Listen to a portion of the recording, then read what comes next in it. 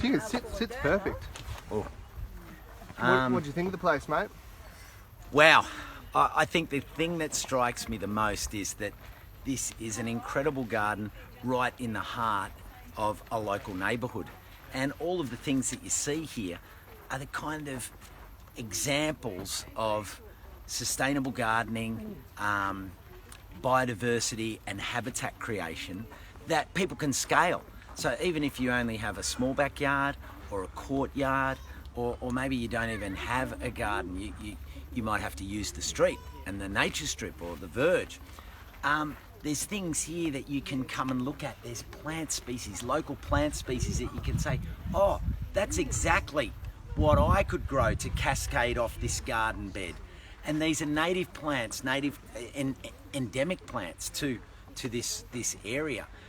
They're the kind of things that I look around and think, wow, you know, I could have a little solar pump to a little pond. It doesn't have to be this big, of course, but I can replicate this system in my garden at home. So every element of this garden is a really powerful tool of education for anyone that looks at it. Same with the growing beds, the raised truck garden beds, the wicking beds, and of course the composting system. To have a look at the compost and see how it's made and then replicate something that's appropriate for your scale and your level of green thumbery.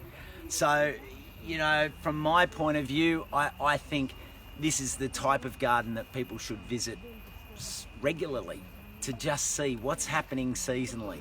How can I adapt my garden to create more habitat for my local environment so I can turn all of my growing and learning into a biodiversity corridor that will connect not only my neighbourhood but my town to the region. Cool, thanks Costa. Elton, do you agree with that? Back him up? Of course I agree with that. Righto. Excellent, thanks mate. fellas. See you later.